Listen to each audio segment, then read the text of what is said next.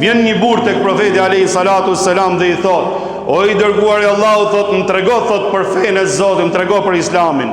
Çfarë detyrohem unë karshi Zotit tim? Çfarë kërkon Zoti im prej meje?"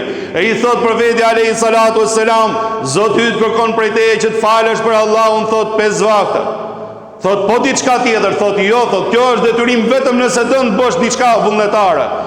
I thot: "Allahu xhaleshanu kërkon prej teje të agjërosh muajin e Ramazanit." Thot: "Po tjetër?" Thot: "Vetëm nëse do të bësh diçka tjetër shtesë vullnetare."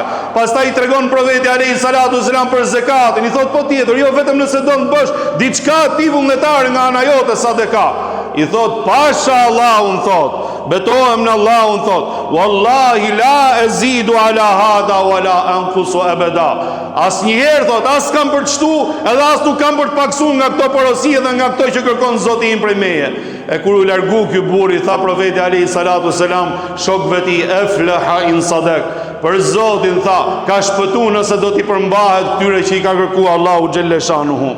"Men sama Ramadana imanan wa ihtisaban, ghufira lahu ma taqaddama min dhanbi." Ai i cili agjeron Ramazanin me shpresën se do t'i fali Allahu xhelle shanuhu mirësinë, faljen, begatinë e tij edhe mëshirën e tij, Allahu xhelle shanuhu ka për t'ia falë gjithë mëkatet, duke e prit shpërblimin vetëm prej të Madhit Zot. E prej kujt mund të pritet shpërblimi tjetër?